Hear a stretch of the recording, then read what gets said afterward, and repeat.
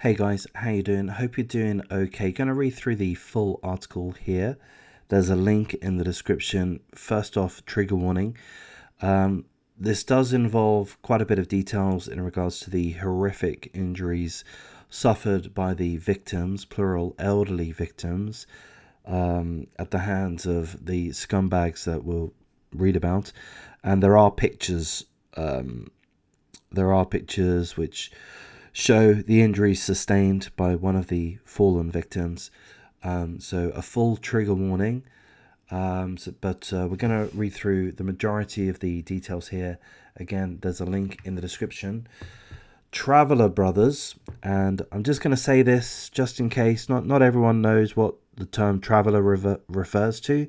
So I'm going to say a word which is nowadays considered to be a derogatory term. And I'm not going to use it in a derogatory way, but it's a colloquial term as well. People are more familiar with the term I'm about to say. I'm just trying to make it clear that I'm not trying to be offensive or derogatory to anybody. Well, certainly not to the traveling community, the community of travelers. So travelers, that's a term which refers to gypsies. So, we have travelers across many European nations. Up until recent times, they were referred to as gypsies. I believe I'm right in saying that the term gypsy is now deemed to be a derogatory term in the main. I could have that wrong. There are other terms for travelers which are most definitely derogatory. But just wanted to explain as respectfully as I can that the travelers refer to gypsies. But anyhow, Traveller brothers who beat, tortured, and murdered two pensioners in violent robberies in their homes have been jailed for a minimum of 63 years. Serial burglar Amos Wilshire, 29 years of age, has been given 2 life sentences with a 38-year minimum term for the murders of retired company directors Arthur Gumbley and Josephine Kay. His younger brother, Jason Wilshire, was jailed for life with a minimum term of 25 years for the murder of Mr. Gumbley, who died in hospital 3 weeks after being punched and kicked at his home in Little Aston near Sutton Coldfield, England. Okay, so I'm just going to interrupt the article a little bit by just commenting that, look, I'm a layman. I'm not a legal expert or anything. I'm doing true crime videos, but this is a learning process for me, and I think I'm learning something here, and I'm disappointed with what I'm learning. Seemingly, life sentences don't necessarily mean life in England. 2 life sentences with a minimum of 38 years, and a life sentence with a minimum of 25 years. Well, why doesn't life just mean life? Yeah, that's my view. But anyhow, going to read through some of the details in regards to the offences. So this is going to detail the attacks and the injuries sustained. So please, a trigger warning applies at this stage. The travellers burst into Mr. Gumbley's bungalow and savagely beat him as he lay helplessly on the ground. He was also dragged across the floor, suffering carpet burns to his back, and had a watch forcibly pulled from his wrist, skinning the flesh from his hand. Here are the 2 scumbags. Amos Wilshire and his younger brother, Jason Wilshire, on the right. The widower, Mr. Gumbley, was found in a pool of blood and rushed to hospital, where he was treated for severe bruising to his left eye, neck, chest, hands, and right arm. So extensive injuries. Police released horrifying pictures of Mr. Gumbley's injuries as he lay in his hospital bed before he succumbed to his injuries. So I'm going to show a picture of Mr. Gumbley. So a trigger warning here. Here he is. I mean, just savagely beaten. An elderly man. It's terrible. And this is another victim, Josephine K. She also died as a result of the injuries that she suffered after a similar violent burglary.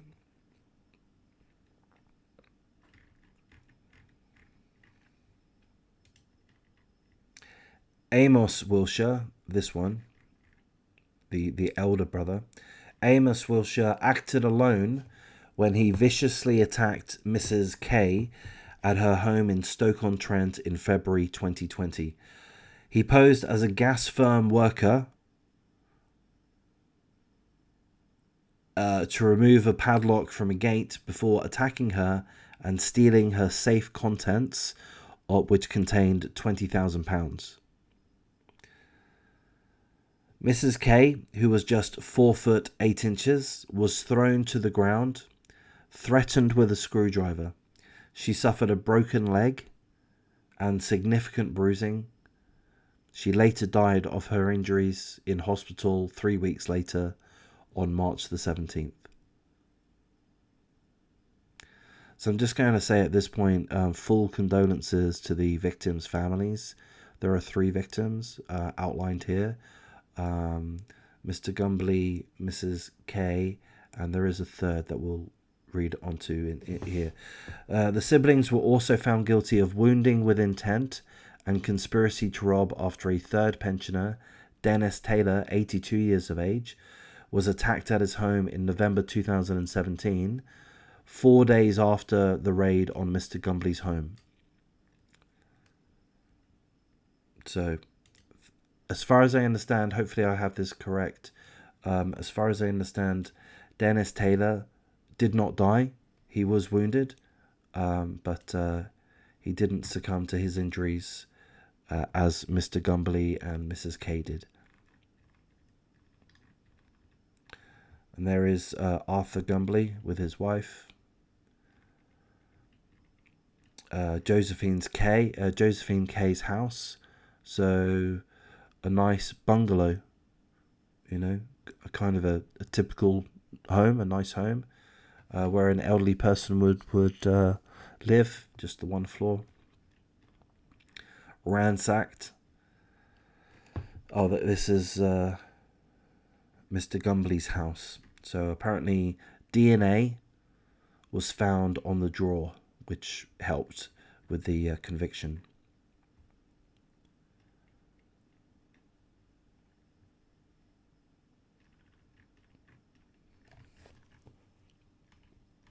DNA also found on this soap dish. Jason Wilshire, the younger brother, was also sentenced to concurrent terms of 12 and 5 years for conspiracy to rob and wounding with intent, respectively.